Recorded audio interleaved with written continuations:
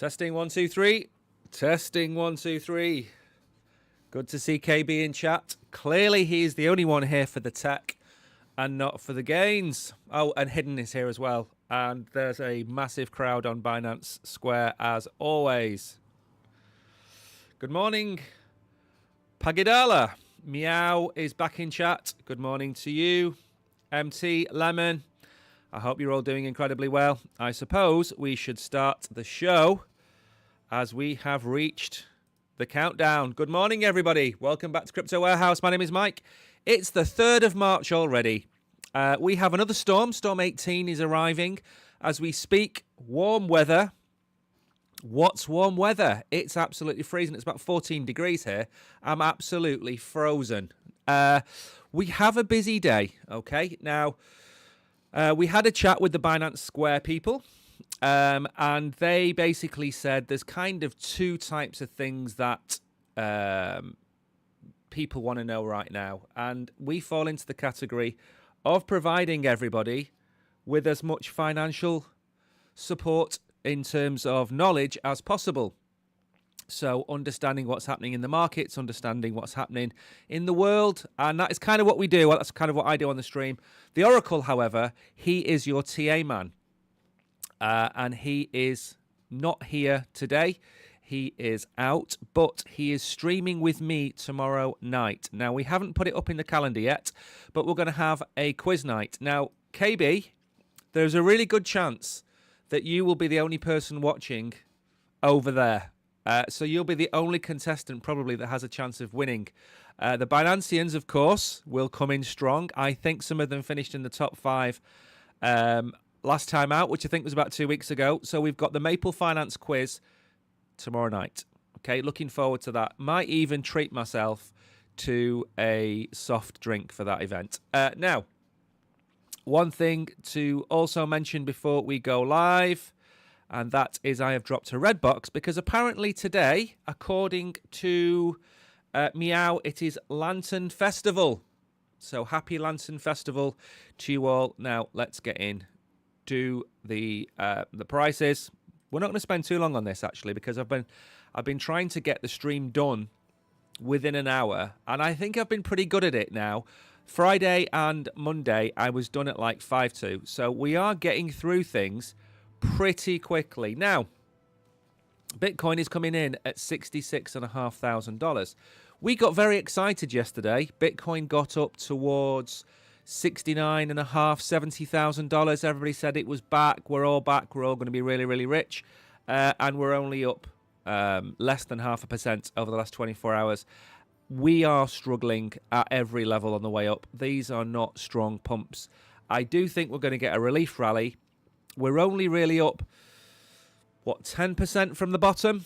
It's not really a relief rally in my books. I think we can have a little bit more excitement over the next week or so before we have our next leg down. And I was looking at making a Bitcoin video today, but unfortunately, it's so depressing that I really don't want to do it. I'm not saying that I've become a bear overnight, but I do think we've got to play out the move before we start thinking about going any higher. And everything we talk about on here is about everybody telling you that we're going up to $100,000, $120,000. And I just don't think that's the case, not at this moment in time. It's as if people are trying to will it into existence rather than actually looking at the fundamentals. We have a global conflict. We have a global conflict right now. We don't have a lot of positive news in the markets. Maybe the S&P can retrace as well. The dollar is getting stronger. None of these things are positive for Bitcoin. But it doesn't mean you can't accumulate Bitcoin along the way. It doesn't mean you can't enjoy the market along the way. It doesn't mean you can't enjoy these rallies along the way. It just means, I think for the next, March? For the next 7 or 8 months, I just think we've got downwards, sideways action. We kind of get that this time of the year anyway. But again, I didn't make the video because I don't want to depress everybody. And talking about me not depressing anybody, Mags has come into chat. Good morning to you, Mags. I hope you are well. Now, have I brought up? Yes, I brought the charts up. So Bitcoin coming in at 66.5. Ethereum just below $2,000. We did go to $2,050, $2,080 yesterday. BNB still sitting at $622. I mean, look, we are green on the 7-day, okay? So we're higher than we were this time last week. Let's look at the positive over the last week. That is a solid recovery, okay? A solid recovery. And I'll take that. I'll take that. Again, I do want to see a $50 Solana. I'm going to be honest. I want it to go to $50 so I can buy more. I am likely to be buying 20, 30, 40 Solana if we go near $50. Okay? That's not a massive amount of my portfolio, but it will get Solana somewhere towards where I want it to be in my portfolio. But I think 10% up, $84. I'm pretty happy with that. I'd like it to go to 65, 66 next, but that's just wishful thinking at the moment. Hype is up 20% over the last week. Again, I'd like to see that about $22, $24. Again, wishful thinking and vulnerable. Good morning, Joel. I hope you are well. Now then, gainers over the last 24 hours. Near Protocol has released a MEV-bot, I believe. So there are things called sandwich attacks. There was a guy that tried to transfer $220,000 from USDC to USDT, was it? And it ended up getting $7,000, $8,000 out the other end. He got an attack, a sandwich attack.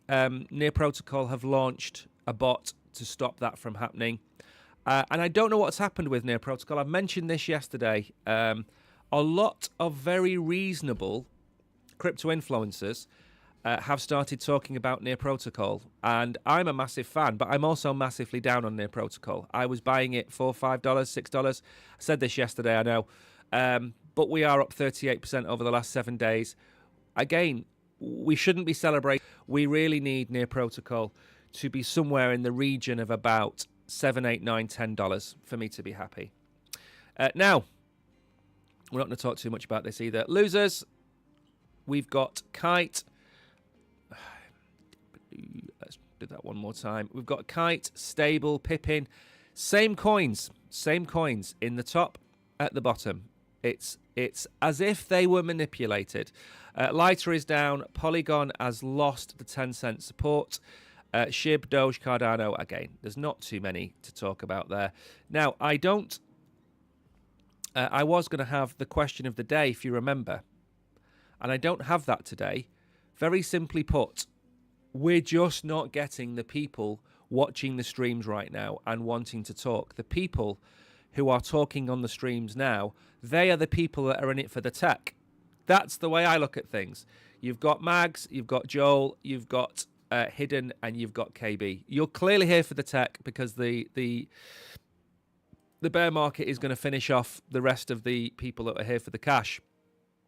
So we don't have the question of the day yet. Maybe I'll do it once a week. Who knows? Now then, this is to do with OPN, which is the new launch pool that's over on Binance. I think it started midnight last night. You can stake multiple assets to farm OPN on Binance. It used to be a case of it was BNB and then FDUSD. That was the case for, God knows, 2 years, was it? Now, they've expanded it to be BNB, USDC, U, and USD1. So, of course, WLFI are involved with this as well. So, good to see. I am farming this as we speak. Not 100% sure I'm going to be holding this token. I'm going to be honest with you. The majority of these tokens I sell for BNB. Okay? Full transparency, because that's what we're all about. If I get an airdrop, $5, $10, $20, I just buy BNB with it. That's all I do. I've been doing that for pretty much most of the time. There have been a few exceptions where I haven't sold the token, but on the whole, I just sell it for BNB because that, for me, is how to stack BNB. Do I believe BNB will be here in 5 years' time? Yes. Do I know enough about OPN to say it will be here in 5 years' time? No. So, simple solution, sell to BNB. Now then, BitMine Immersion buys 51,000 Ethereum, bringing their total holdings to 4.47 million ETH. From what I know, that is about 3.5%, 3% and a bit of the supply, something like that. Now, I don't know if we are having internet problems or whether we're not having internet problems. But anyway, Bitmine are going for it. As I've said to you before, they are looking at massive losses right now. I think the single biggest loss in history has been surpassed by Tom Lee, which is about 8-something billion. If he's going to buy all the way down, he's going to have bigger balls of steel than Michael Saylor. 425 million credit union St. Cloud launches digital asset vault for customers to custody their Bitcoin. Expect to see a lot of this over the coming months and years. Banks will want to rehypothecate your Bitcoin the same way that they want to rehypothecate your fiat. If a bank is willing to pay you 3% on your Bitcoin, fully insured, you would have to be crazy not to look at something like that, in my opinion. That you are going to get different opinions. Don't let anybody rehypothecate. Don't let anyone do this. Don't give your keys to anybody. Don't let your banks have your Bitcoin. At some point in the future, Bitcoin is going to become a financial product. And if you hold Bitcoin and you can earn a yield on it, and you can earn it in a fully insured way, then there is no reason not to do that. And that will probably many of you will not agree with that statement. That's absolutely fine. But if I get to the point where I can earn a yield from my bank or from Binance, which will become a bank, then I'm going to earn that yield. That's the entire point. I don't want to oversell my Bitcoin. But not wanting to sell my Bitcoin and not wanting to earn a yield are two different things. And if it's fully insured, that's the key, then I'm going to take that. Matchy. Now, this is quite sad. Mags entered that pool as well. I don't blame you. Anything that can make you $1, $2, $5, anything that makes anything like that, if you can do that 4 or 5 times a month, put that into Bitcoin or Ethereum or Solana, you're doing well. Think about this. If Solana is $85 today and you can earn $20 in these types of drops every month, at this moment in time, that's a quarter of a Solana. It's not too bad. Matchy, this is sad. In the last 6 months, Matchy Big Brother has lost $74 million attempting to leverage long ETH since September when ETH was at 4.7k. He now has 8.5k in his Hyperliquid account. It appears he is almost out of money. Now, what I will say about this, there's 2 ways to look at this. He could very simply be playing one of those things. Is it called Delta Neutral? Where he has another account. And this Hyperliquid account is simply counteracting any risk of the shorts that he might be taking somewhere else. So he might have $200 million on Binance shorting Ethereum. And he might simply be longing on Hyperliquid to balance out the risk. I don't believe for 1 second that somebody has gone from $74 million to $5,000 up to $8,000. I don't believe that. I think maybe there is a little bit of arbitrage going on. I do believe that James Wynn has lost a lot of money. I do believe that Murad has lost a lot of money because their net worth has been tied into various different things and it's all fully transparent. I don't believe this has really been a $74 million loss. Maybe it is, maybe it isn't, but I'd like to believe that a man that clever is basically hedging his risk, and maybe he's been shorting Bitcoin shorting Ethereum since September on the likes of Binance and just using hype as his risk. Now, Uniswap wins full dismissal of the scam token class action lawsuit, with the judge ruling that the platform cannot be held liable for third-party token issuers' conduct. I kind of agree with this and don't agree with this. I think there needs to be an industry-wide agreement on the use of these types of platforms by these scammers. I think the likes of Uniswap, Radium, Orca, obviously Jupiter, Bird Eye, those kind of things. I think there needs to be, Pump.fun certainly, there needs to be some kind of an agreement to try and limit the number of scam tokens. That's what I would argue. Now, They're not going to do that because they make so much money out of it. That's a simple fact of it. But I think that needs to have something happen to it, because why didn't retail come back? Ask that question to yourself. We broke $100,000, didn't really come back. Broke $120,000, didn't really come back. Maybe it's the fact that every time they came back to crypto, they bought a meme coin and the meme coin killed them. Maybe they didn't come back because the meme coins finished them off. Maybe they just need a few more years to then come back. Maybe that's one of the reasons. Now, talking about people buying Bitcoin, the Bitcoin ETF buyer cohort are sitting on the largest levels of unrealized losses, and I don't think they care. It's quite possible that they're built different, watching for a big week of inflows despite being underwater. And Eric Balchunas puts up his diamond hands. These are the ETFs and what people have been buying their Bitcoin at. $82,000 is the average price of Bitcoin through these ETFs, and we're currently sitting at 66,000. So they're $16,000 in a hole. They just don't care. They don't care. They don't care one little bit at all. It's great. Now, the question is, if we go further down, let's say we go to 50,400, which is my target. If we go to 50,400, do you think these diamond-handed ETF holders are going to capitulate at 50,000 and then absolutely wreck us?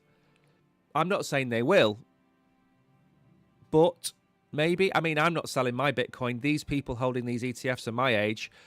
I'm kind of old enough to know that things go up and down. So maybe they're just going to hold all the way through. Maybe, rather than BlackRock's ETF and everybody else's ETFs, rather than them being the villains, maybe they're the hero of this story, because the story's not played out. You know, look at Snape.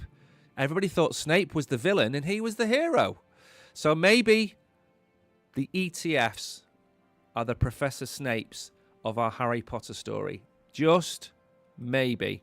And then last one, talking about Snape. This man in front of your very eyes is JP Morgan's Jamie Dimon. He claims that banks want a level playing field with crypto firms under US regulation, but also wants to give you 0.03% interest on your stablecoins. We haven't forgotten about this.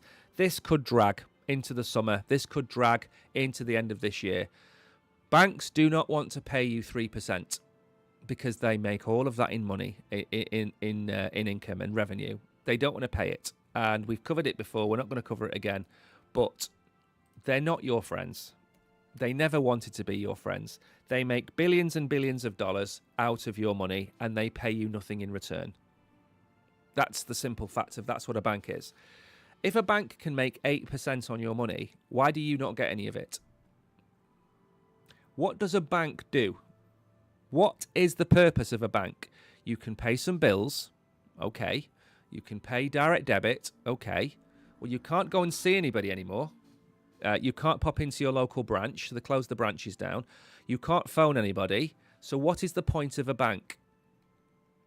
Because they're not offering you anything anymore, because they've stripped everything to make as much money as possible. Now, Bitcoin surges towards $70,000 as crypto market risk appetite returns. Again, just remember, if I read something out here, it doesn't mean I agree with it. This is just the commentary in the market. The market movement marks a recovery despite geopolitical tensions in recent weeks and signals a return of short-term risk appetite. It was trading at 69,500. We're now back down below 67,000 after briefly crossing 70,000, reflecting a growth of 5% over the last 24 hours. The asset cap went above 1.38 trillion. Ethereum also moved over $2,000. We've covered all of this. The Fear and Greed Index, by the way, is up to 15. Now, what's the Fear and Greed Index on here? This is a slightly different number on CoinMarketCap. Fear and Greed is 20. Now, I don't know about you, but I'm not feeling very greedy right now. In terms of market sentiment, I'm always greedy for Bitcoin, but I'm not feeling like we're anywhere near out of the woods. And I think the reason is I've looked at the chart, and the chart is scary. Because I think in April, after we have this little relief rally, I think we get a massive dump down. I think we could be sitting between 50 and 60,000 for the summer. I think. But that's just my opinion. So I'm not feeling a 20. I'm feeling more about a 10. Now, it's currently at 15. Still in extreme fear, but not as low as it was. I think it was down at 6. The RSI is at 56, improving momentum without entering overbought territory. Pretty good sign, to be honest. Market participants are watching the inflows into the spot ETFs. I think we got 400, 500 million into Bitcoin yesterday. I think XRP got about 10, Solana got 30, Ethereum got 150, 200 million. So there were good numbers of inflows yesterday. Now, we can just hope, that those numbers continue for the next 5 days, 6 days, 7 days, just to get us a little bit of momentum. Because what would happen to the price of Bitcoin if those ETFs didn't exist? Without all of that buying of Bitcoin, we'd be relying on Saylor. And listen, that man, he's only a man. He's one man. He isn't going to save us, okay? No one's going to save us. We save ourselves, but he's not going to save the price of Bitcoin.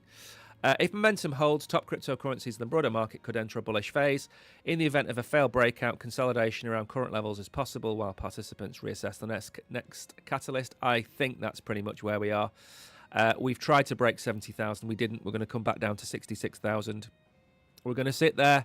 I've got a pretty horrible pattern emerging on the chart, which I said is not a nice thing to look at. Anyway, we're going to move on. This is the second bit of Bitcoin news. I don't normally do this, but I wanted to cover both of the sentiments. That's the point. Now, Monad's CBBTC bridge may add 5 billion in Bitcoin-backed liquidity. Chainlink's protocol enables CBBTC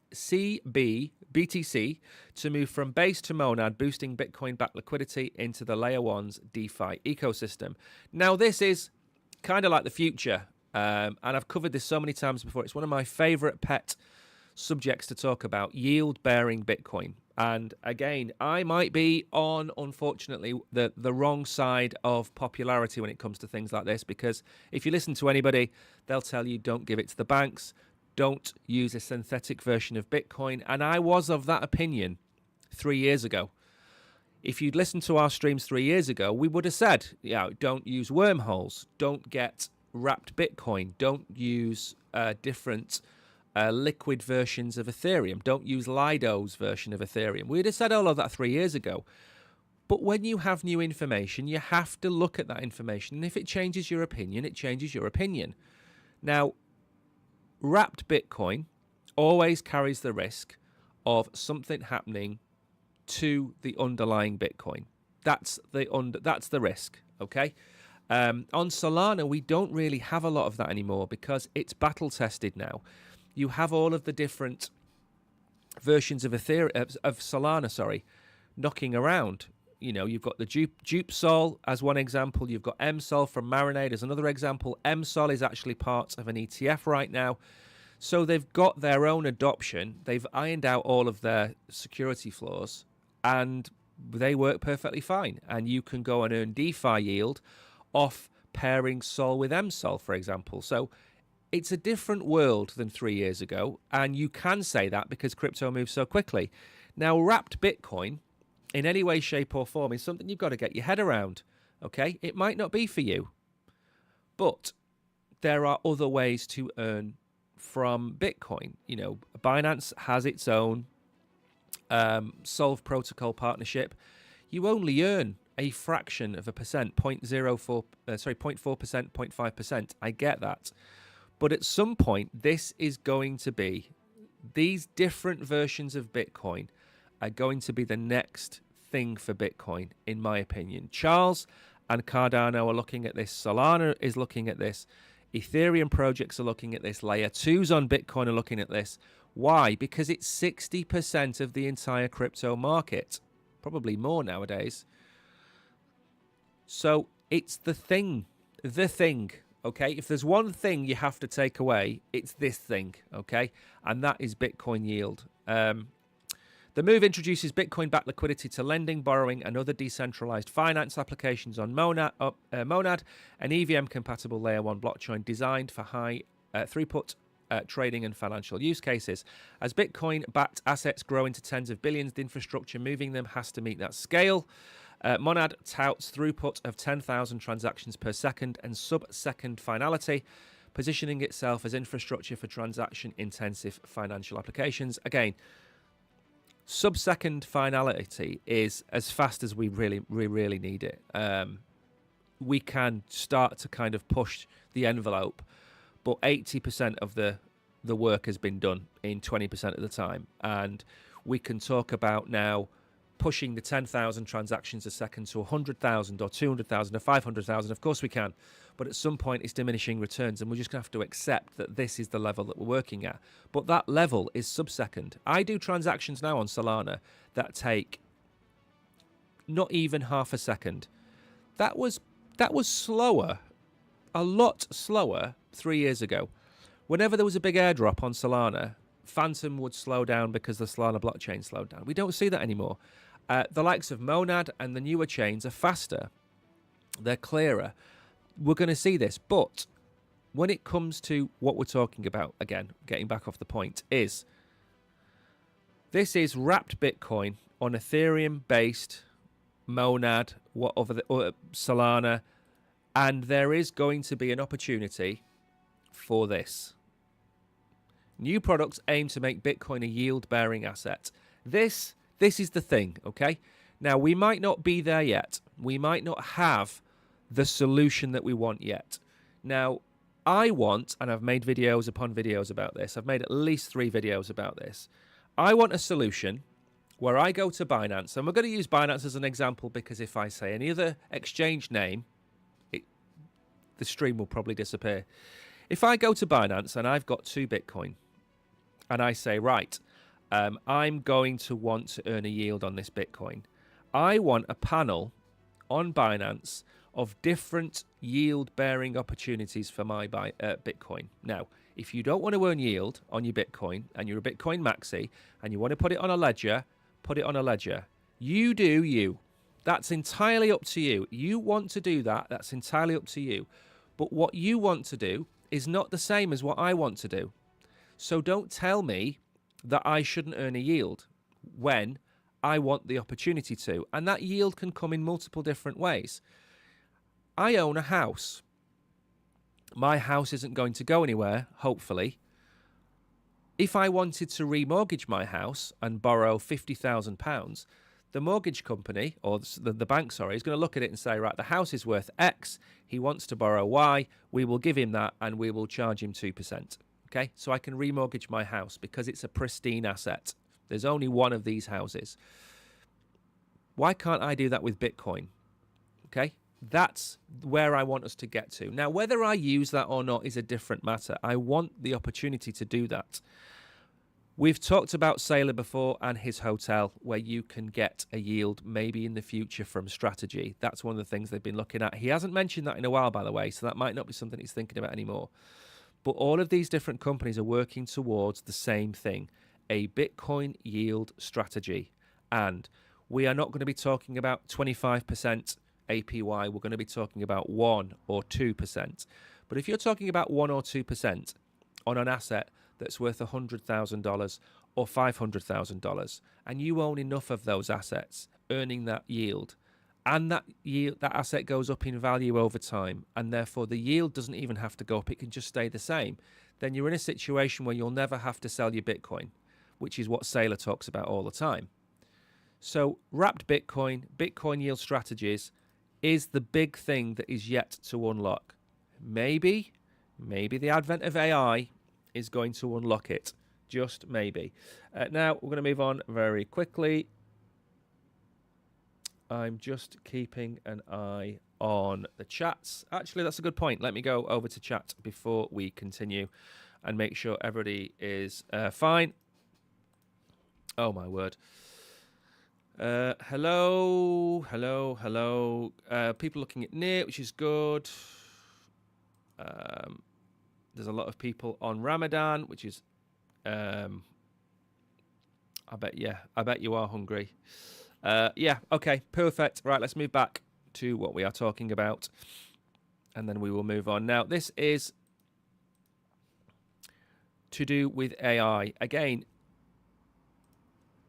we talked about AI a year or two ago, and I said it's left, the narrative has gone. There isn't any news coming out about AI, but it doesn't mean that AI has gone away. We talked about the two kind of markets that we think are going to be the big markets in crypto, which is AI and real world assets. They are the two, they're the two things, okay? People talk about the fact that, crypto is dead, all of these projects are going to die, whatever. What's going to survive, clearly, is Bitcoin, a few layer ones, some solid projects that make revenue, AI, and real world assets. And the reason real world assets are going to survive is you're not really making anything. They already exist. You're just making a system that allows more people to use those tools, financial products, to earn money. It's simple. So AI is not dead. AI is early. And I've said this before. There are projects that are not live yet without tokens that are going to probably be some of the top 5 AI projects in the world. And they just don't exist because we're so early. And that's the problem with AI. Real world assets is kind of the same, but a little bit more developed in terms of the actual components of it, the ondos of this world. AI, we talk about, of course, we talk about Near, FET, Render. We talk about the newer products sometimes. But I don't think we are yet to see any of the projects we talk about or up-and-coming projects really take off yet because we're so early. And I think we saw that when we saw some of these tokens way back when.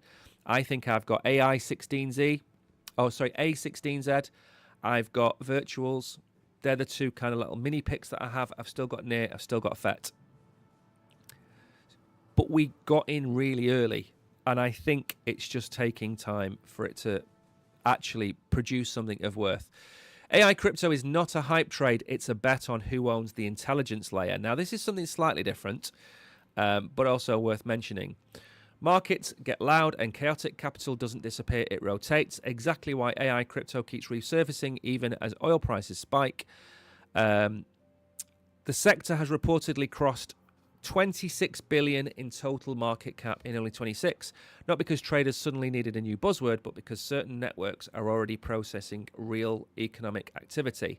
Now, I don't know if you remember, a few months ago we interviewed Nedos, who is the CEO of Compute 3 AI, that was building a kind of decentralized GPU processing system. We did the interview probably October time, maybe November. And it's massively exciting. But the one thing to bear in mind about stuff like this is that these things take time. Now, we still monitor Compute 3 AI. We still monitor the 402 payments protocol launches on different chains. We spoke yesterday about Vitalik talking about stuff like that. But I think AI I think the issue is AI is seen as a threat rather than seen as an opportunity. And you've got Jamie Dimon telling you that AI is going to replace your job, AI is going to replace everything that you do in your life. And I've said this before, the computer was going to replace humans. And we've now got more people working on computers than we've ever had before. So I don't think AI is necessarily going to get rid of everybody's job. I think it's going to move people around, and where jobs are lost, opportunities will be made. And I think that's the difference. I think it's a shift in the workforce rather than a replacement of the workforce. I do think that there will be certain types of jobs that don't exist anymore. But I could take you back into history. And I could take you back to the. I don't know how many of you are English, But we used to have a thing. Used to have a person called a knocker-upper, okay? And a knocker-upper would walk down the streets and tap on your window to wake you up for work. They were called a knocker-upper. And you'd pay them a few pennies a day. This is like in the 1800s. So the knocker-uppers don't exist anymore. The people that used to light the oil-powered lamps in the streets of London, there are still a few of them, by the way, but they now do bulbs and things. They don't exist anymore. There used to be people that would sit in little coal-powered huts at the end of streets in England in the early 1930s, 1920s. And yeah, I think that the issue is that those people now do different things. Mechanics, the same thing. Mechanics used to work with various parts of a car. Now they plug cables into a car and fix the things that the cables and the computer tell you are wrong with the car. Didn't replace mechanics. Not going to replace plumbers. Not going to replace electricians. Surgeons are not going to disappear overnight. They will be aided. And what you'll probably see is a better standard of healthcare. You'll see a better standard of equipment. You'll see better standards. And that's where AI will improve. Call centres will probably go, or some call centres will go, absolutely. But those people will go and do different things. I think that there's certainly a lot of scaremongering going on in the world. Now, the CEO of Circle, however, said in 3 to 5 years, billions of AI agents will use crypto and stablecoins to move value at lightning speed. That is lovely to know, okay? But if AI has replaced everybody and nobody has a job, then there's no money moving around because nobody has any money to move around. This is one of the questions we asked Ben Cowan last week. And there's a thing called ghost GDP, okay? And what that means is if AI and robots replace all of your jobs in factories and they make everything, the productivity of the factory is going to go through the roof. The factory is going to produce an optimal amount of things. And one of the things we covered years ago was we had the globalization of products. And I don't know if you know about this, but Nike are a perfect example of this. You can follow the movement of how Nike produces their goods. You can follow it around the world. And they move from place to place, finding the optimal place to make their goods. When COVID struck, the supply chain of everything broke down. And then they started to rethink, why don't we have a factory in America? If there's another global problem, we can't get our stuff from China or Vietnam, we're screwed. If we've got AI robots making trainers, making clothing, making whatever, and you can put them into a factory in America because that factory in America is powered by robots, then the big problem isn't for Americans or Europeans. The big problem is for countries that produce everything, which is China. So AI is a problem for China. Robots are a problem for China, I would say, more than a problem for other places. And I just don't think that AI is going to replace all the jobs. Ghost GDP is where robots make everything, but there's nobody working, so the goods can't be purchased. If nobody has a job, who buys the products that are being made? That's the question. So if you've got robots making your TVs, who can afford a TV if you don't have a job? And I think that's where this this conversation about a universal basic income comes along. I think that's what they're aiming at, is because there are going to be people that just don't have jobs and they're going to have to pay them something. But we already have a universal basic income in the majority of European countries. I don't know if my stream is down or it's my Wi-Fi. AI will not replace my job. I'm sure of that, says Mags. Thank you for that, Mags. Any other comments on this? Everyone's looking at FET. Everyone's looking at Bitcoin on the trades, which is nice to see. Are we actually live? This is what happens when we have bad weather. It gets worse. It's bad, and then it just gets worse. Let me just do a refresh.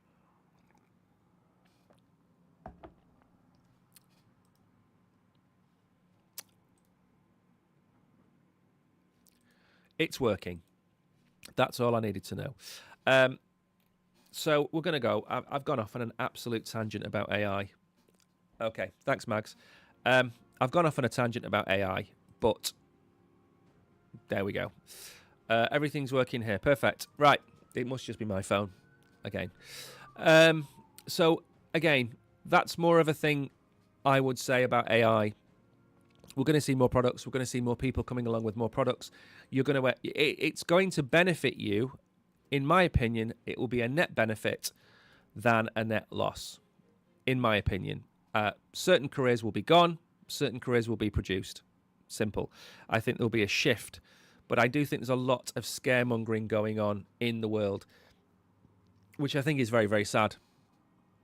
And I don't really want to see too much of that because stress is not good on the human body. Now then, XRP draws billions in real-world assets as tokenization escalates.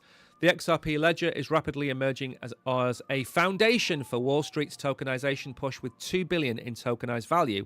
Now, just to put that into context, I think the total real-world asset, according to Real World Assets website, there's a website that covers this. I think we're at 26 billion. 26.22 billion is the distributed asset value, but there's 390 billion in represented asset value. But let's just stick with the 26 billion.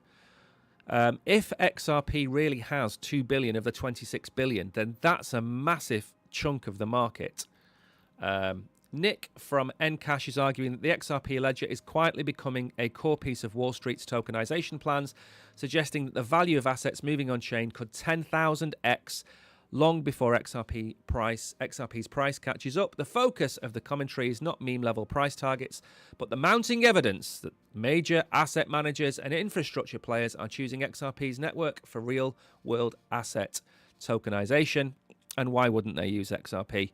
XRP, I would use Ethereum, I would use Solana. There are plenty of good blockchains to run my real-world asset projects on. And again, this is something else that people are very precious about. Multi-chain products are the future. If I've got a project running on Solana or Ethereum, I will run it on XRP, Solana, Ethereum, Arbitrum. I will run it in as many places as I deem suitable. If I'm just a payments gateway, I might use XRP, of course. If I'm a stable coin, I might want to be on Solana, I want to be on Ethereum, I might want to be on XRPL. Okay? There are horses and there are courses. The Market Watcher highlights that tokenized value on the XRP ledger is already approaching 2 billion. With early signs, this is only a fraction of what is planned. One centerpiece is a Ripple-backed custody arrangement in the UAE, where a project has moved over $280 million worth of polished diamonds on-chain in Dubai as part of a regulated tokenized trading setup. Those diamonds sit within a broader initiative by Control Alt, which, according to the analyst's review of its materials, references roughly 500 billion in represented asset value across chains. Exciting.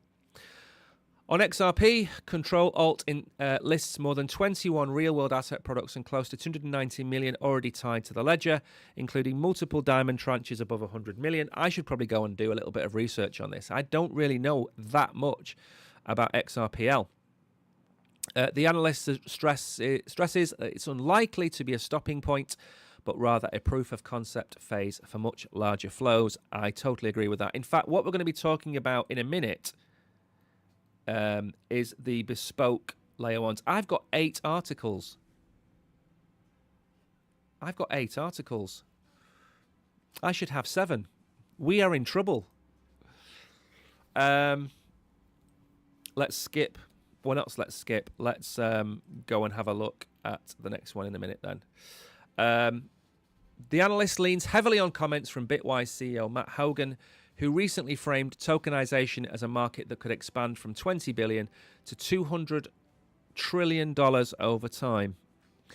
He points to the combined size of global stocks, bonds, real estates, and ETFs, and notes that BlackRock's leadership and other major Wall Street firms are openly saying every asset will be tokenized and actively hiring around this thesis. Again, one thing I would point out here is there is the maximum value you could put onto a blockchain may very well be 200 trillion.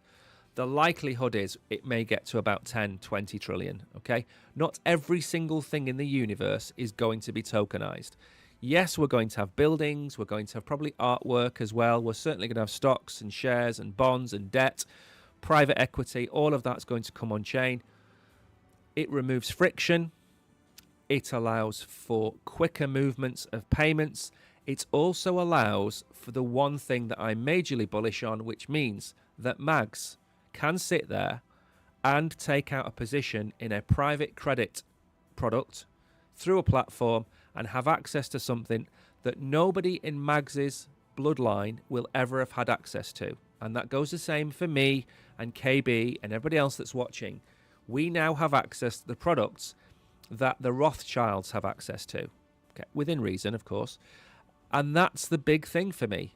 The democratization of assets, I would say, where we are allowed to take part in DAOs that vote on how they should allocate their assets. All of those things come to us, you know. Let's put it this way. If Bitcoin had been designed in another way, we wouldn't own it. That's how I would look at it. We would probably own a proxy share in a company that owns it. That's how I would look at it. Like a little bit like gold. You know, we can own gold, but we can own it through a structured product. Or we can go and buy it from a shop and physically have it. Yes, but you don't want to do that because you've got custody risks. Somebody could break into your house and steal it. I think this is brilliant. And it is endgame. Of course, it's endgame. And we're nowhere near it yet. But I would be very, very... it would be, again, remiss of me to suggest we're going anywhere near 200 trillion. I think 10 trillion, 20 trillion, absolutely. If you look at the represented asset value, by the way, which means RWA tokens use the blockchain as a record-keeping layer, enhancing transparency, reconciliation, and operational efficiency without enabling on-chain investor transfer or distribution. So 390 billion. We're certainly going to be breaking probably 1 trillion this year. We've still got 9 months left of the year, 10 months left of the year. We're certainly going to go somewhere near 1 trillion. And again, this is kind of bull-bear market agnostic because it's real things being moved on chain. And I think I talked about this yesterday in the stream. Anyway, enough of that. The most important thing is XRP. Again, there are price predictions for XRP which I can't buy into. 10, maybe yes, $10 I take. Not even $100 is going to be flagged on my timeline. Very simply put, the market cap does not warrant $100 XRP. Even at $10, we're struggling to warrant that level. But believe you me, I'm sure if we're looking at $20 trillion worth of assets, if XRP can take 10% of the market, that gives them $2 trillion worth of assets moving across their ecosystem. Certainly, we're looking at $5 to $10, maybe $15 to $20 at that point. I'd agree with that, but we're nowhere near that yet. Next. Good morning, Tariq. I hope you are well. Alchemy. CTO explains why top teams seek custom blockchain control. Now, this was... Let me just double check. Yeah, we've got 2 articles. This is the big one. Now, today, in fact, I can probably bring it up to show you that we're trying to get a few people to come onto In the Trenches. We've obviously had Ben Cowan, which is the biggest person we've had on In the Trenches. The next one for us is going to be this guy. And I'm just going to give you an example of what this talks about. When it loads.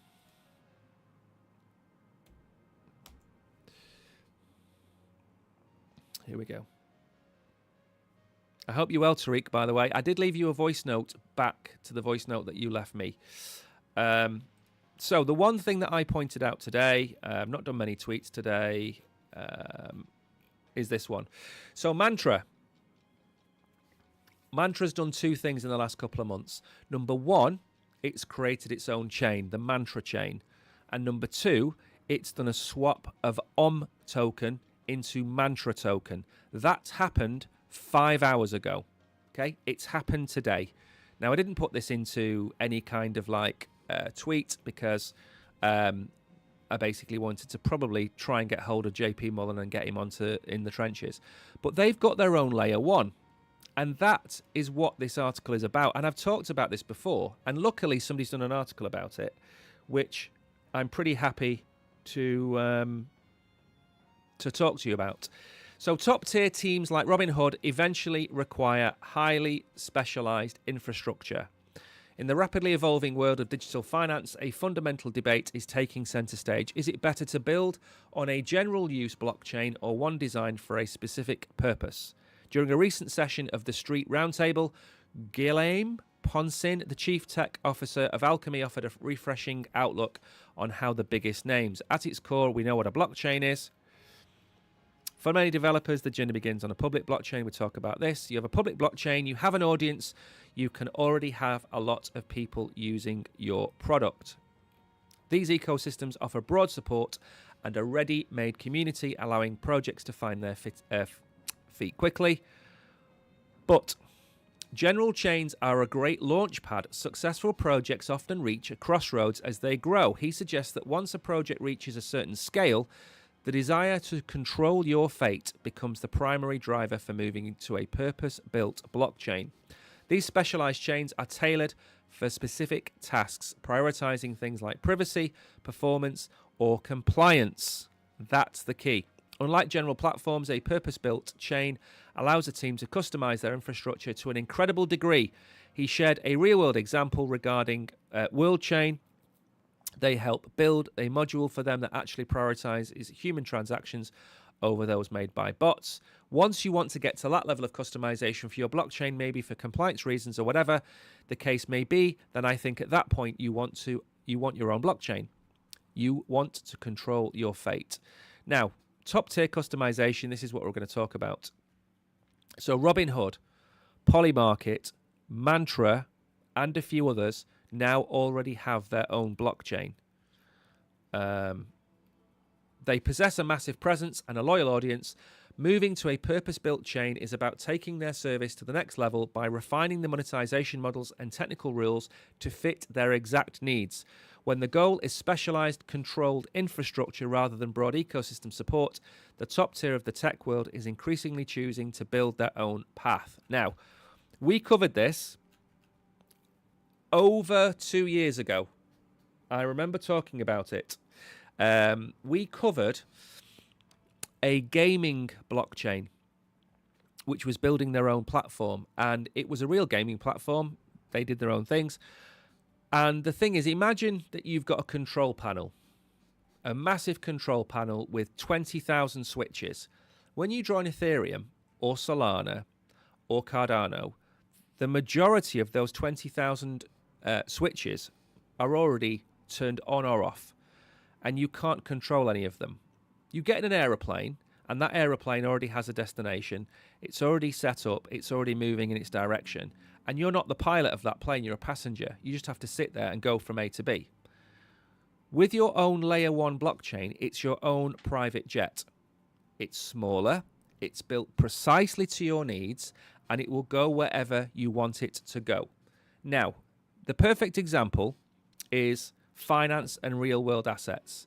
They are going to require compliance, KYC, AML, anti-money laundering, KYC, know your customer. They're going to need out-of-the-box systems in place that fit into the European KYC, American KYC, Asian, African, the Middle East. They're going to need out-of-the-box solutions for all of these things. They're also going to need a way of removing whatever friction has been put in place by Ethereum. So if they're running directly on Ethereum, it's going to be slow and costly for microtransactions. If they've got their own blockchain, they could make it gasless and have no fee. They could have specifics with regards to wallets. If somebody sends a transaction across their own blockchain and they send it to the wrong address and they send it to the wrong place, they may be able to correct it so it goes to the right place. So it's all about control. And it's all about having a tailor-made fit for your product. Now, not every project is going to need its own blockchain, okay? If you need volume of people, you're going to want to sit on Solana. But if you're Plasma or Arc or Stable or Mantra or any of these other kind of payment and finance related products, you need your own blockchain to let it go from A to B. If you are a multi-trillion-dollar bank and you're communicating with another multi-trillion-dollar bank, and some person thumbs 3 more zeros and sends the wrong transaction, that has to be stopped. If you do it on Ethereum or Solana, it's done. It's gone. You need to have that level of control. You also need to have the level of control where that company can turn around and say, I want to onboard 10 million people to do this. And we're going to use this as a direct debit layer for everybody around the world to pay their bills. And I want it to connect into this wallet. I want these transactions to be free. I want people to earn on their stable coins. I want this, that, and the other. If Mantra has got its own blockchain, it can configure that. If Plasma needs to allow for gasless transactions between different banks, it can allow that. You can't really do that on Solana or Ethereum. So there comes a point where you need your own blockchain to do this kind of stuff. Now, no man is an island. None of these blockchains are going to exist outside of each other. There's still going to be connectivity and interoperability between the likes of Mantra Chain and Plasma Chain and Arc Chain and Ethereum and Solana. That they just need their own dashboard, their own plane that they can control. That's all it's about. It's not about having 50,000 blockchains around the world, because that's probably not going to work. But you are going to get several hundred specific blockchains, probably over the next 3 or 4 years. But that doesn't mean that we're going to have what I've been talking about, which is 95% of projects are going to fail, because they are. But these are specific blockchains for a specific purpose. They're probably not going to be decentralized. They don't need to be decentralized. They need to be a ledger that allows money to flow from A to B seamlessly, or assets to flow from A to B seamlessly. But they don't have to be Bitcoin. They don't have to be Ethereum or Solana. They can be precisely what they want to be. And that's important for Mantra, the other stablecoin blockchains, the other blockchains that are being built. It wouldn't surprise me if you find out that the BlackRock exchange is being built on the back of Ethereum, on a layer 2 called Black or Rock. Wouldn't surprise me at all. Now then, moving very quickly on, this is the last thing. I've run out of time today. Can you believe that? I never thought that would be the case, but here we are, out of time. This is a quick one. I don't know what to say about this, so we'll go through it together. Nasdaq files for SEC approval for prediction market options. Nasdaq has filed a rule change application with the US SEC to offer outcome-related options on the Nasdaq 100 index and the Nasdaq 100 micro index. These products follow the principle of prediction markets. Traders buy and sell contracts priced between 1 cent and $1. Each price reflects the market's expectation that a specific event will occur. Those who predict correct receive the full payout of $1. Incorrect predictions, however, result in a complete loss of the stake. This move marks the first formal engagement by an exchange operator in this segment. Prediction markets have grown into multi-billion-dollar markets over the last 2 years. Kalshi, Polymarket, the two dominant ones, as we know, recorded a combined monthly volume of 18.4 billion in Feb, sixth consecutive monthly record. Meanwhile, the Nasdaq 100 tracks the 100 largest non-financial companies listed, including Apple, Nvidia, and Intel. Its corresponding micro-index represents 100th of that value. Now, I'm not sure I'm overly keen on stock markets becoming betting shops. I like calling a spade a spade. Okay, I'm from the north of England. We're quite. We say things how we see things. I'm also quite old as well. If there is a betting company and it calls itself a betting company, I've got no problem. Fine, okay? If you've got a stock exchange offering predictions markets where you can bet on the outcomes of things, I have a problem, because this then turns the NASDAQ into a gaming company. That's where I have a problem. We know Binance Smart Chain. I think OPN is actually I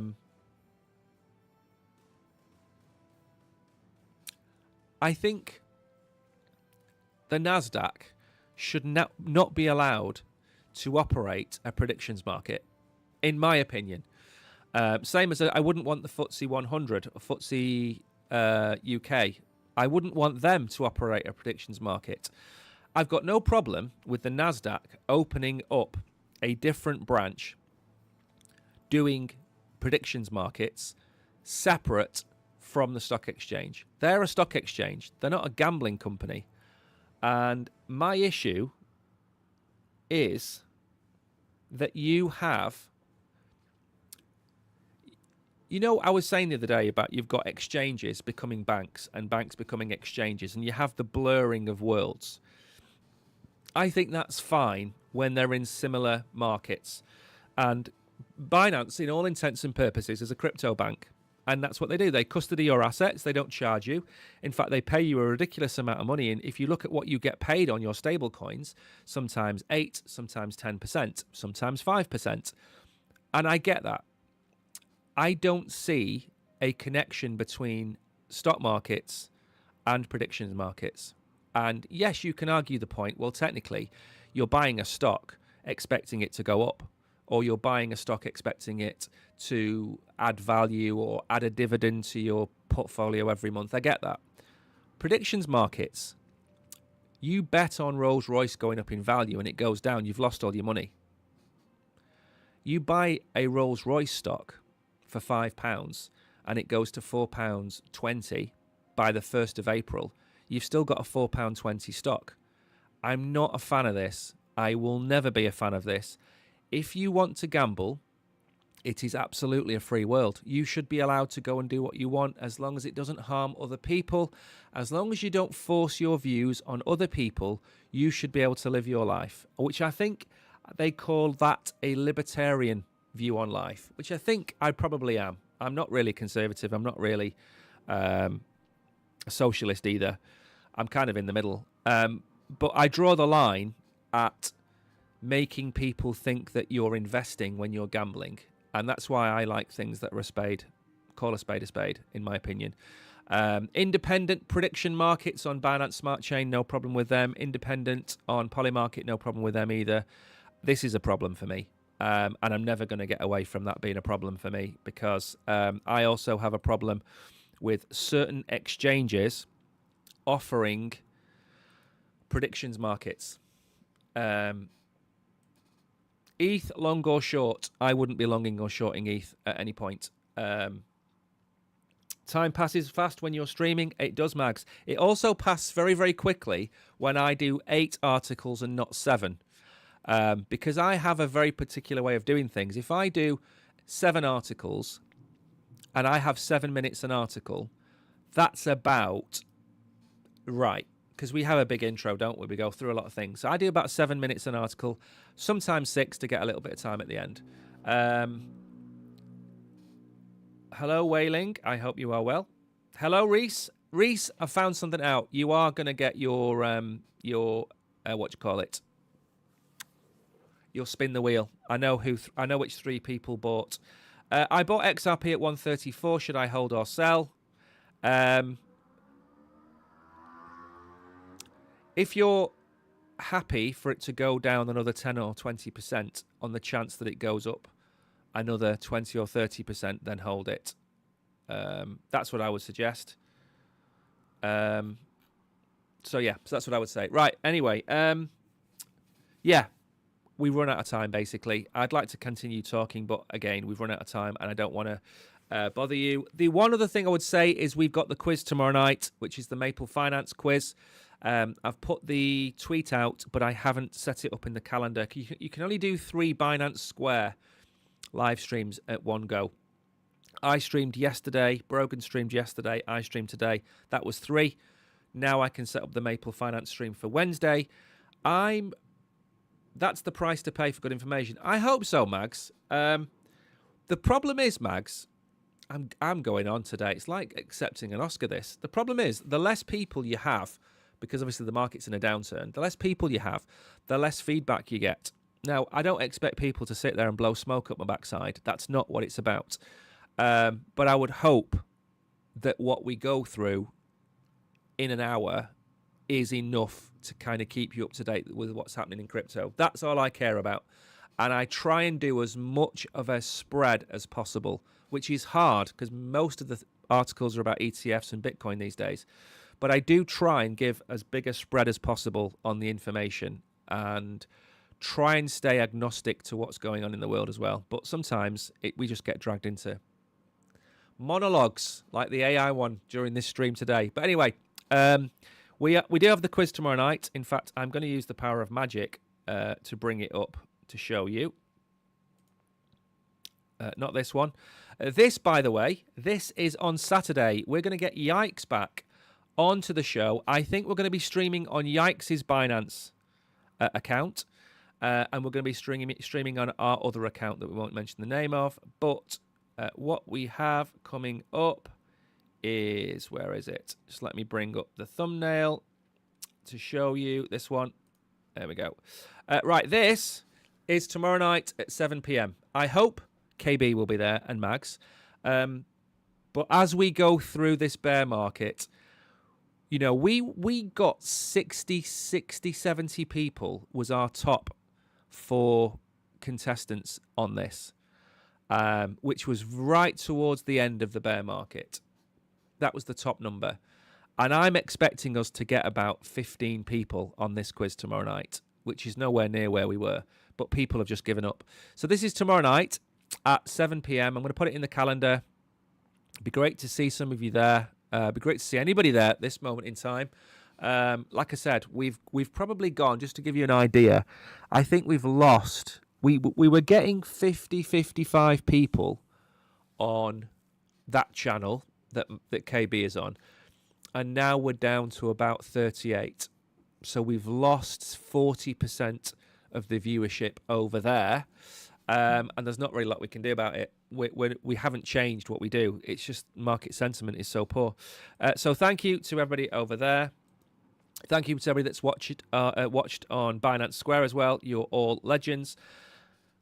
I don't know where we're going to go today. I do think we're going to continue a relief rally to maybe top out at 74.80, something like that. I think that's where we're going to go. But my chart tells me we're going down a lot lower in April. And I hope I'm wrong because I'm not a TA expert. Anyway, KB will win. KB hasn't won in forever. I can't remember the last time KB won. KB hasn't won. We need to go back in time and find out the last time KB won the quiz. It's been a long time since KB won. It has been a while. I'm trying to think. I'd say the summer. Last summer was the last time KB won. I don't even think he's been in the top 5, to be fair. But then again, we have really tweaked the quiz to be. The quiz is now a lot harder to play than it was, because we started the quiz off with questions that I think. He was there for the cat quiz. I don't think you won the cat quiz, though. He didn't win because he doesn't want to. No, what I was going to say, Mags, is basically the quiz is 20 to 30 questions. That hasn't changed. But we've made the quiz so you can't have an educated guess. That's what we've done. And that's what makes it so hard. KB was winning because the questions if you knew about crypto, you could kind of get most of the questions right. And I think that's where KB was winning, which is fair because he's got a good crypto knowledge. But it's things like, what was the price of Maple Finance on the 4th of April at 10 o'clock in the morning while Mike was having his coffee? Then it becomes quite difficult to win that quiz. if the options are 25, 27, or 29 cents. I mean, that's a really extreme example, but they're harder to win nowadays. And I think maybe, you know what we're going to do? I've decided, because I've not written the quiz. I'm going to do a real world asset quiz tomorrow night, and it's going to be about real world assets. As of course, it's going to have Maple questions as well, but it's going to be a real world asset question. And I think anyone that doesn't know that much about Maple Finance should still get a good score. And the Bear has had the total list of questions. He's a master at crypto. The Bear has... The thing is, we banned the Bear, didn't we, from our chat? And he hasn't won that many times. He won a couple of times in the last few months, but he hasn't won. Leo's won a lot. Glory Ukraine, I think his tag is on Binance. He's won a lot. But I don't think you're going to win. I don't think you're going to win tomorrow night. Anyway, enough of my tittle, tattle and waffle. It's now 10 past 12. I've kept you here way too long. Thank you, everybody. Mags, KB, Tariq, Hidden is there as well, I believe, as Joel is here. This is the longest acceptance speech in history, this. Thank you to everybody watching on Binance Square. I am back tomorrow night with the Oracle, with a quiz. Have a great day. Thanks for coming. These are the hard yards, okay? These are the hard yards, okay? This is the middle ground of the marathon, okay? This is the middle ground. I'll see you all tomorrow night. Bye-bye.